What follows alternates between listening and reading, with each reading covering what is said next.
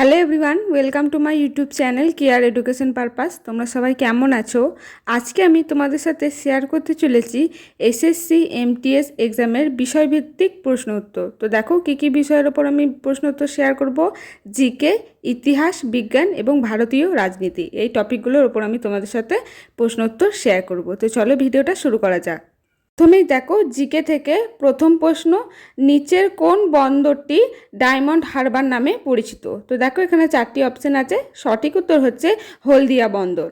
আর পরের প্রশ্ন দেখো, সত্রিয় নাটক ধ্রুপদী নৃত্য ভারতের কোন অঞ্চলে পরিবেশিত হয়? তো দেখো এখানে চারটি অপশন আছে, উত্তর পশ্চিম, দক্ষিণ পশ্চিম, উত্তর পূর্ব, দক্ষিণ পূর্ব। সঠিক উত্তর হচ্ছে উত্তর পূর্ব। এখানে দেখো চারটি অপশনের মধ্যে যে স্মাইলি পাশে যে চিহ্নটা আছে সেগুলো হচ্ছে সঠিক উত্তর।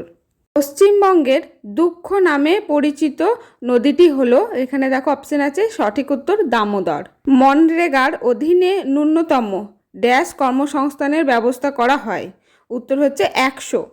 হিন্দুস্তান রিপাবলিকান অ্যাসোসিয়েশন এর নাম কোথায় পরিবর্তিত করে হিন্দুস্তান সোশ্যালিস্ট রিপাবলিকান অ্যাসোসিয়েশন করা হয়েছিল? তো দেখো এখানে চারটি অপশন আছে, সঠিক উত্তর হচ্ছে ফিরোজ শাহ কোটলা মাঠ, দিল্লিতে। নীল বিপ্লব নিচের কোনটির সাথে সম্পর্কিত? তো দেখো এখানে অপশনের সঠিক উত্তর হচ্ছে মাছ উৎপাদন। বারাণসীতে কেন্দ্রীয় হিন্দু কলেজ প্রতিষ্ঠিত হয়েছিল? উত্তর হচ্ছে অ্যানি বেসান্ত। 1929 সালে ভারতের জন্য ডোমিনিয়ন স্ট্যাটাসের একটি অস্পষ্ট প্রস্তাব ঘোষণাকারী ভাইসরয়ের নাম বলুন? সঠিক উত্তর হচ্ছে লর্ড আরউইন। ভারতীয় কৃষি ও গ্রামীণ উন্নয়ন ব্যাংক প্রতিষ্ঠিত হয়? উত্তর হচ্ছে 12 জুলাই 1982। নিচের কোনটি একটি অনবায়নযোগ্য সম্পদ? উত্তর হচ্ছে কয়লা।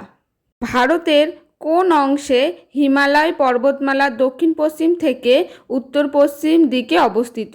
উত্তর হচ্ছে অরুণাচল প্রদেশ। বিক্রম শেঠ তার ড্যাশ কবিতার জন্য সর্বাধিক পরিচিত? উত্তর হচ্ছে ব্যঙ্গ এবং নাইটেঙ্গেল। হর্নবিল উৎসব, যা উৎসবের উৎসব নামেও পরিচিত, ভারতের কোন রাজ্যে পালিত হয়? উত্তর হচ্ছে নাগাল্যান্ড।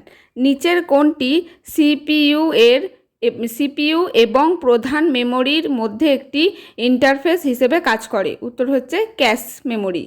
পশ্চিমী ঝঞ্ঝার কারণে ভারতের কোন অঞ্চলে শীতকালে বৃষ্টিপাত হয়? উত্তর হচ্ছে কাশ্মীর উপত্যকা। এরপর দেখো ইতিহাসের প্রশ্ন উত্তর। প্রথম প্রশ্ন, ভারতের স্থানীয় স্বায়ত্তশাসনের জনক হিসেবে কে পরিচিত? উত্তর হচ্ছে লর্ড রিপন। ঔপনিবেশিক শাসনামলে বাবা রামচন্দ্র প্রধানত কোন অঞ্চলে কৃষক সংগ্রামের নেতৃত্ব দিয়েছিলেন? তো দেখো এখানে চারটি অপশনের সঠিক উত্তর হচ্ছে অবোধ। নিচের কোন বিকল্পটি ভুলভাবে জোড়া হয়েছে? তো দেখো এখানে কিছু ফলের নাম আছে আর কোথায় বেশি উৎপাদন হয়, তো এখানে নির্দিষ্টগুলো দেখো ঠিকঠাক, আর কোনটি ভুল মানে সেটি মোটেই সেখানে পাওয়া যায় না অথচ এখানে দেওয়া আছে। তো এটা হবে কিন্তু পেয়ারা, তেলেঙ্গানা। কোন শাসনের আমলে এলিফ্যান্ট গুহা মন্দিরগুলির এই নামকরণ করা হয়েছিল? সঠিক উত্তর হচ্ছে রাষ্ট্রকূটরা।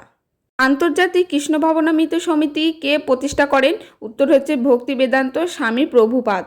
এর প্রশ্ন দেখো, নিম্নলিখিতদের মধ্যে কে উত্তর পূর্ব ভারত থেকে ব্রিটিশ শাসনের বিরুদ্ধে বিদ্রোহের নেতৃত্ব দিয়েছিলেন? তো এখানে চারজনের নাম আছে, উত্তর হচ্ছে রানী গাইদিনলিউ। ভারতের জাতীয় পতাকার সবুজ রং ড্যাশকে নির্দেশ করে? উত্তর হচ্ছে মাটি এবং সমৃদ্ধির সাথে সম্পর্কিত, মানে মাটি এবং সমৃদ্ধিকে নির্দেশ করে। 1890 সালে স্বামী বিবেকানন্দ বিশ্ব ও কোন ধর্ম সম্মেলনে যোগ দিয়েছিলেন? উত্তর হচ্ছে শিকাগো। পানিপথের তৃতীয় যুদ্ধ ড্যাশ সালে সংগঠিত হয়েছিল? উত্তর হচ্ছে 1761 সালে। আর্য সমাজ প্রতিষ্ঠিত হয়? উত্তর হচ্ছে 1875 সালে। তারপরের প্রশ্ন দেখো, ব্রহ্ম সমাজ কে প্রতিষ্ঠা করেন? উত্তর হচ্ছে রাজা রামমোহন রায়। ভারতে সর্ববৃহৎ স্বর্ণমুদ্রা জারিকারী প্রথম রাজা কারা ছিলেন? উত্তর হচ্ছে কুষাণ। ড্যাশ সালে একটি বড় ধরনের অভ্যুত্থান ঘটে যা ব্রিটিশ শাসনের ভিত্তিকে নাড়িয়ে দেয় এবং প্রায়শই এটিকে প্রথম স্বাধীনতা যুদ্ধ হিসেবে উল্লেখ করা হয়? উত্তর হচ্ছে 1857 সালে। তারপরের প্রশ্ন দেখো, তত্ত্ববোধিনী সভা প্রতিষ্ঠা করেছিলেন? উত্তর হচ্ছে 1839 সালে দেবেন্দ্রনাথ ঠাকুর। বেদে ফিরে যাও স্লোগানটি কে দিয়েছিলেন? উত্তর হচ্ছে দয়ানন্দ সরস্বতী। এরপর বিজ্ঞান থেকে দেখো প্রথম প্রশ্ন, একটি সেলে সর্বোচ্চ কত সংখ্যক ইলেকট্রনিক ধারণ করা যেতে পারে তার ড্যাশ সূত্রের উপর নির্ভর করে। উত্তর হচ্ছে N2N2। তারপরে দেখো এমন একটি পদার্থের নাম কি যা বৈদ্যুতিক প্রবাহ বা তাপ সহজে প্রবাহিত করতে পারে। উত্তর হচ্ছে কন্ডাক্টর। ড্যাশ বস্তুর গতি হলো অভিন্ন তাড়িত্য গতির একটি উদাহরণ। উত্তর হচ্ছে অবাধে পতনশীল। পরের প্রশ্ন দেখো, খামিরে অ্যানেরোবিক শ্বসনের ফলে যে পণ্যগুলি তৈরি হয় তা হলো। উত্তর হচ্ছে কার্বন ডাই অক্সাইড এবং অ্যালকোহল। পরের প্রশ্ন দেখো, মানুষের শ্বাসনালীতে কোন ধরনের এপিথেলিয়ান টিস্যু থাকে। উত্তর হচ্ছে কালামার। বিষুব ভূমি থেকে উত্তর মেরুতে যাওয়ার সময় জি এর মান সঠিক উত্তর হচ্ছে বৃদ্ধি পায়। যেসব জীবের কোষে নিউক্লিয়াস মেমব্রেন ছাড়াই নিউক্লিয়ার উৎপাদন করে তাদের নিচের কোনটি বলা হয়। সঠিক উত্তর হচ্ছে প্রোক্যারিওটস। নিচের কোনটি সালোক সংশ্লেষে সক্ষম জলজ জীবের একটি বৈচিত্র্যময় দল। উত্তর হচ্ছে শৈবাল। এই ভিটামিন লিভার, দুধ, ডিম এবং মাছে পাওয়া যায়। এটি আরবিসি তৈরিতে সাহায্য করে। এই ভিটামিনের অভাবে রক্তাল্পতা সৃষ্টি করে। উপরের বিবৃতিতে কোন ভিটামিনের কথা বলা হয়েছে। উত্তর হচ্ছে ভিটামিন B12। থাইরয়েড গ্রন্থির স্বাভাবিক কার্যকারিতার জন্য নিচের কোনটি অপরিহার্য। উত্তর হচ্ছে আয়োডিন। নিরাপত্তার জন্য গৃহস্থালির বিদ্যুৎ সরবরাহের জন্য মেইনগুলিতে ব্যবহৃত ফিউজ তারটি অবশ্যই ড্যাশযুক্ত ধাতু দিয়ে তৈরি হতে হবে। উত্তর হচ্ছে নিম্ন গলনাঙ্ক। বায়ুমণ্ডলে CO2 এবং O2 ভারসাম্যের কারণ হলো। সঠিক উত্তর সালোক সংশ্লেষ। ফ্লোয়েম টিস্যুগুলি বেশিরভাগ ক্ষেত্রে পরিবহনের জন্য দায়ী। উত্তর হচ্ছে খাদ্য। মানে ফ্লোয়েম যে টিস্যু থাকে সেগুলোর জন্য কে দায়ী। উত্তর হচ্ছে খাদ্য। কোন শ্রেণীর উদ্ভিদকে উদ্ভিদ জগতের উভচর বলা হয়। উত্তর হচ্ছে বায়োফাইটস।